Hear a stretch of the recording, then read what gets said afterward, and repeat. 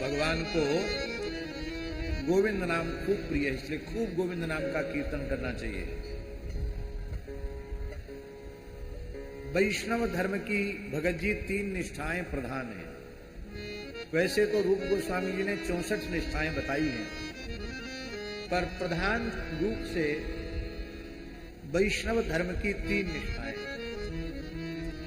पहली निष्ठा है नाम निष्ठा। वैष्णव को कर्तव्य है कि भगवान नाम की तुलना काऊ से नहीं करे। भगवान नाम के संबंध में ये विश्वास करे कि वेदादि शास्त्रन में जीव के कल्याण के जो अनंत साधन बताए गए हैं, हजारन साधन बताए गए हैं, उन साधनन को सविधि अनुष्ठान करवे में जो पुण्य होए और एक बार भगवान नामोच्चारण में जो पुण्य होए, वो हजारों हजारों बार वैदिक कर्म के अनुष्ठान से जो जन्य पुण्य है, वह पुण्य भी एक बार हरि नाम के उच्चारण के 16वें अंश की बराबरी नहीं कर सकता। नाम सर्वोपरि है। नाम की तुलना में ठाकुर जी को भी हल्को माने।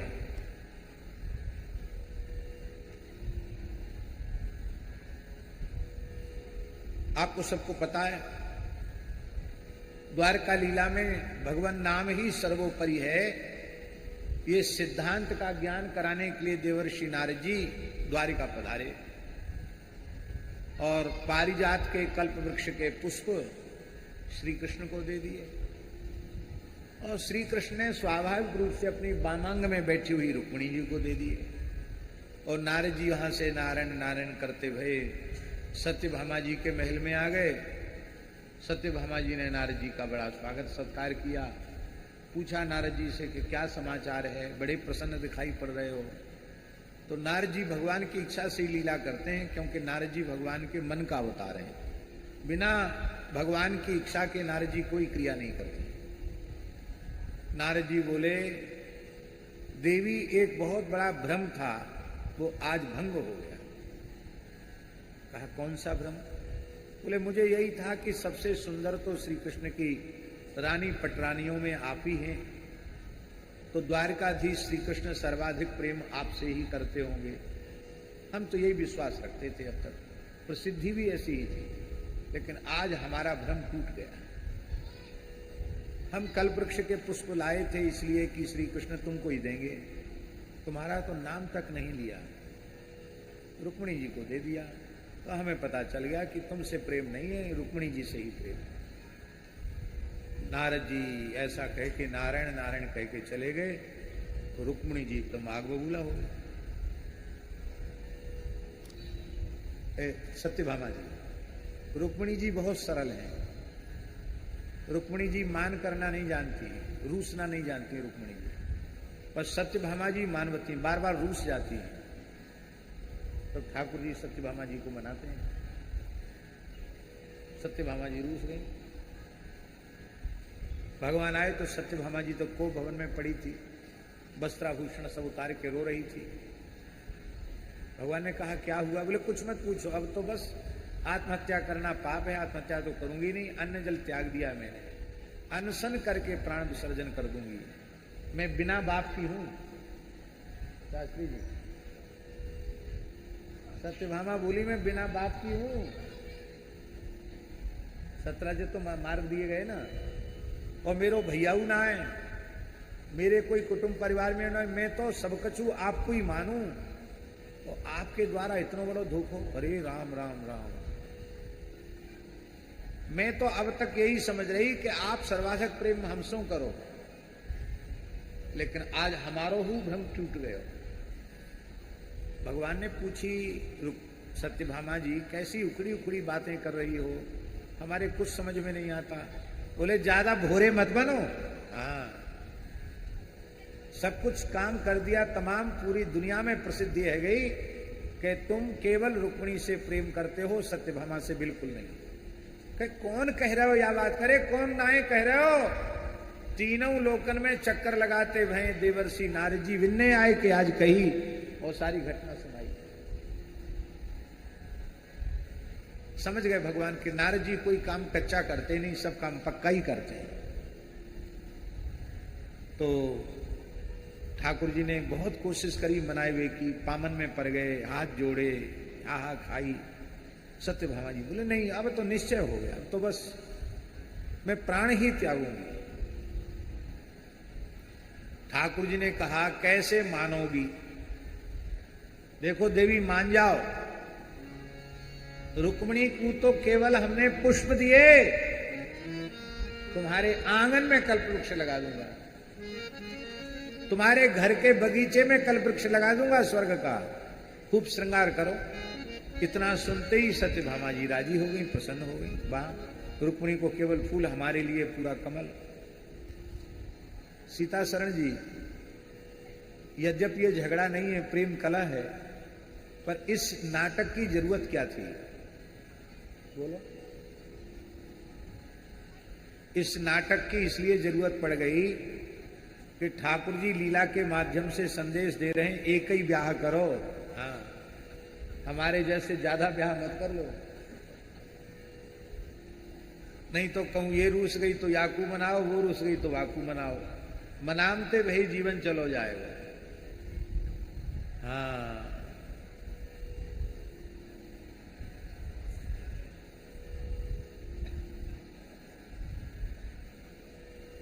प्रहलाद जी ने कही गेह पतिम लुनंती।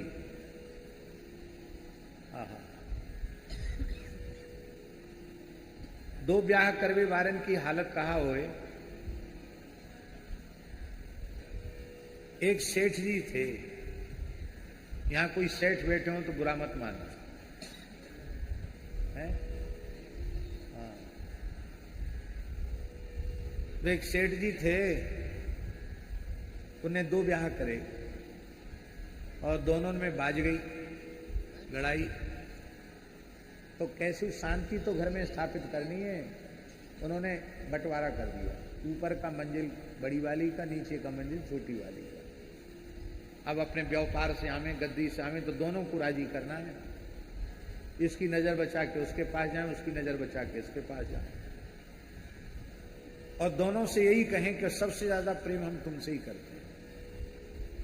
नीचे वारी सो गई, तब धीरे से वो ऊपर जाने लगे, जीना चढ़ के।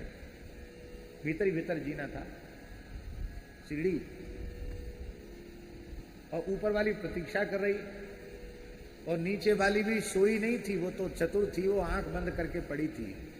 उसने देखा ये उठे तो बाने पकड़ लिए पाम, और ऊपर वाली ने पकड़ लिए हाथ। अब ऊपर वाली खींचे तो ऊपर खींच के ले जाए, बेचारो घसता लग तो वह जाए ऊपर तक, फिर नीचे वाली पाम पकड़ के खींचे तो फिर नीचे घिसट तो वह चलो जाए बेचारो। वो कह रही छोड़ दो भगवान, लेकिन छोड़े दोनों में कोई ना। एक चोर वाई समय चोरी करवे आयो, सुभाष सुनो कि नहीं?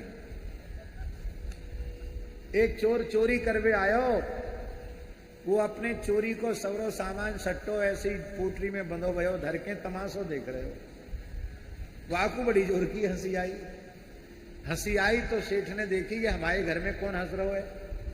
देखी तो चोर, तो दोनों सिठानी और सेठ तीनों चिल्लाए चोर चोर चोर चोर।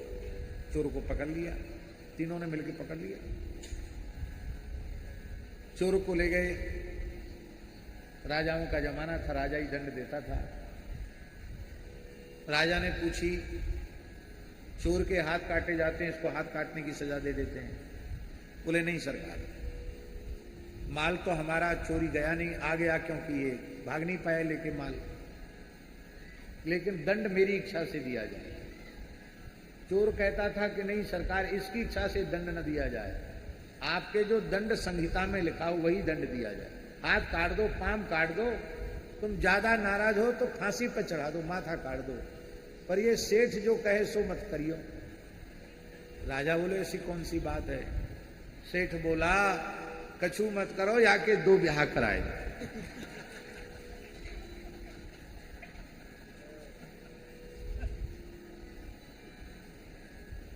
संपूर्ण जीवन सजा में परिवर्तित हो जाएगा, सारा जीवन सजा में बदल जाएगा।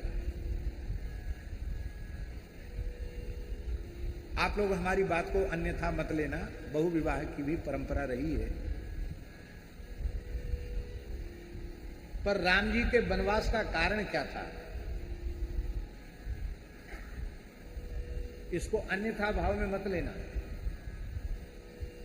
दशरथ जी को एक ही ब्याह भयो हो तो, और एक के ही 4 लाला भय होते तो झगड़ो ही ना होता।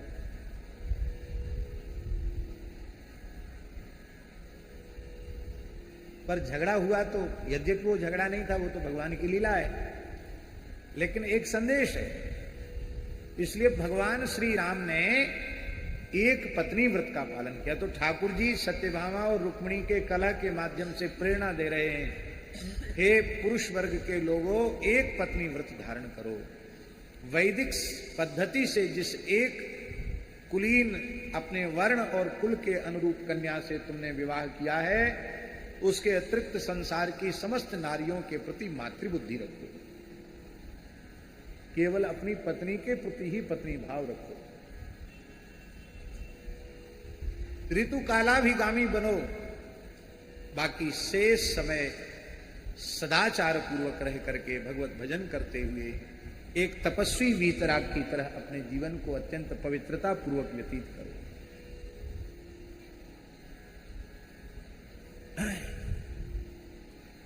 सीता जी को वाल्मीकि महर्षि के आश्रम में पहुंचा दिया। उसके बाद राम जी ने कई यज्ञ किए। यज्ञ में पत्नी की आवश्यकता थी, तो राम जी को कोई कमी थी क्या? प्रत्येक यज्ञ में स्वर्णमयी सीता बनाते और उन्हीं सीता को अपने दक्षिणांग में विराजमान करके भगवान यज्ञ करते। इसका आशय क्या है? ये संदेश कि मैं केवल विदेहराज नंदिनी का पाणी ग्रहण मैंने किया है, तो उनके अतिरिक्त संसार की किसी भी स्त्री के प्रति मेरा कोई आकर्षण नहीं, सबके प्रति मेरा मातृभाव है। महाराज जी ऊपर बैठे, आसन सब सूने पड़े।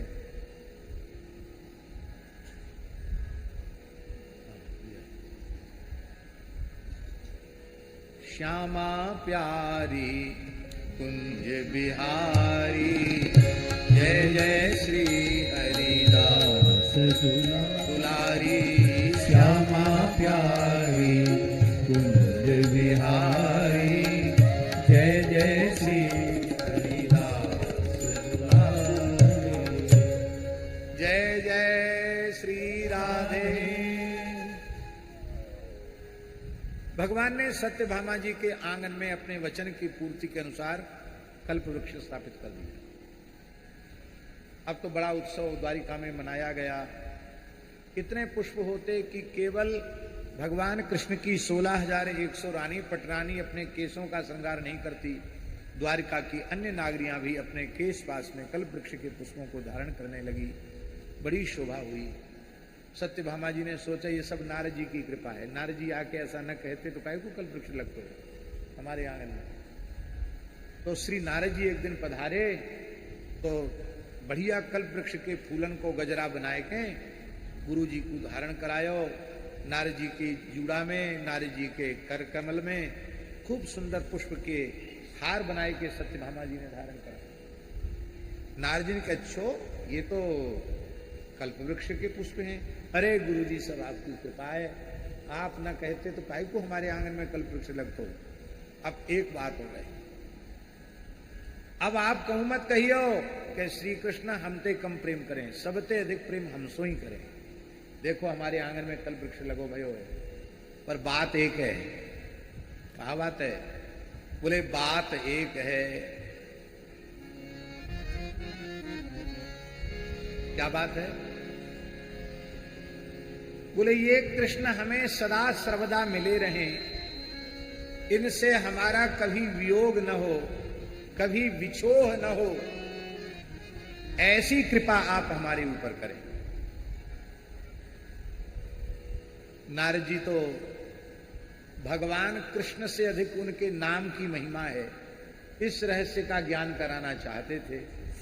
इसलिए भगवान श्री कृष्ण ने कहा, नारद जी ने कहा कि देखो सत्यभामा जी, इसका तो एक ही उपाय है। जो वस्तु दान की जाती है सुपात्र को, वही अनंत जन्मों तक मिलती रहती है, कभी उसका अभाव नहीं होता है। यदि तुम श्री कृष्ण का दान कर दो किसी सुपात्र को, तो फिर जब कभी भी तुम्हारा जन्म होगा श्री कृष्ण ही तुम्हें पति रूप से मिलेंगे। सत्यभामा जी बातों में आ गई। वो तो सोचती थी खाली संकल्प पढ़ना है, ठाकुर जी थोड़ी कहीं जाएंगे। बोले महाराज सुपात्र कहां से खोजें? नारद जी बोले वैसे तो हम विरक्त महात्मा हैं, संकल्पित दान पुण्य नहीं लेते। संकल्पित दान लेना गृहस्थ ब्राह्मणों का काम है, बाबाजियों का काम नहीं है। हम संकल्पित दान नहीं लेते। लेकिन यदि श्री कृष्ण का दान मिले तो संकल्प पूर्वक भी ले लेंगे, कोई बात नहीं। तो नारद जी ने संकल्प बोला और अच्युत गोत्रोत्पन्नाय देवर्षि नारदाय तुभ्यमहम संप्रददे। जैसे ही दान का जल हाथ में आया श्री नारद जी के, नारद जी ने अपनी वीणा ठाकुर जी को दे दी। बोले अब तुम हमारे दान में आए हो, चलो हमारे संग। कहां? बोले कहां?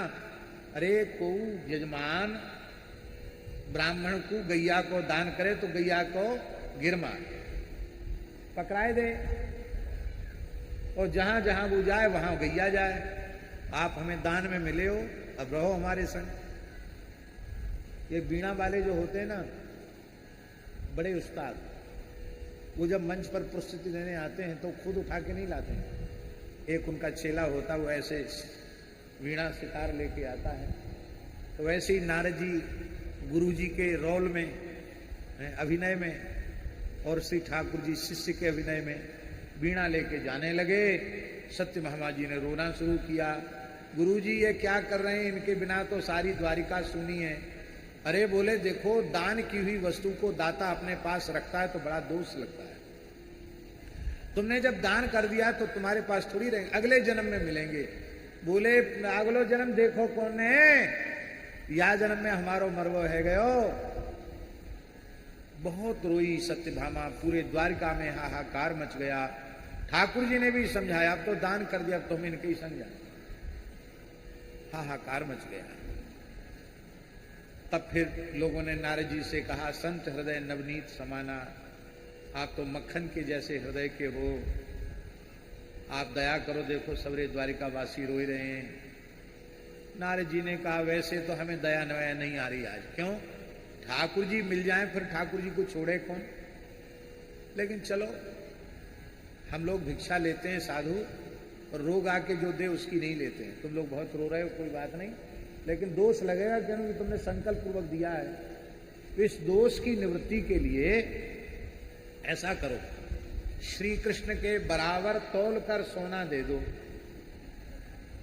श्री कृष्ण के बराबर तोल कर सोना दे दो, धन दे दो, तो निष्क्रय भूत जो द्रव्य है उससे उस संकल्प की पूर्ति कर ली जाए। सत्यभामा जी के पास सोना बहुत था, क्योंकि उनका बाप सत्राजित सिमंतक मणि लाया था, जो 8 भार सोना उगलती थी, लगभग 886 क्विंटल सोना।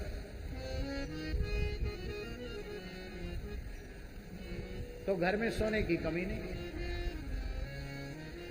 बोले नारद जी सोने की बात मत करो, इनके वजन 150 गुना ज्यादा ले जाओ, पर महाराज कृपा करो, पधारो आप यहां पे। नारद जी हंसने लग गए, अब पधारो, बरा बांधो तराजू। तराजू बांधा, सारा सोना एक पल्ले पर रख दिया, और श्री ठाकुर जी एक पल्ले पर बैठ गए। तो ठाकुर जी का पड़ला जमीन ही नहीं छोड़े। तब और रानियों ने अपने आभूषण रख दिए तो भी जमीन नहीं छोड़े।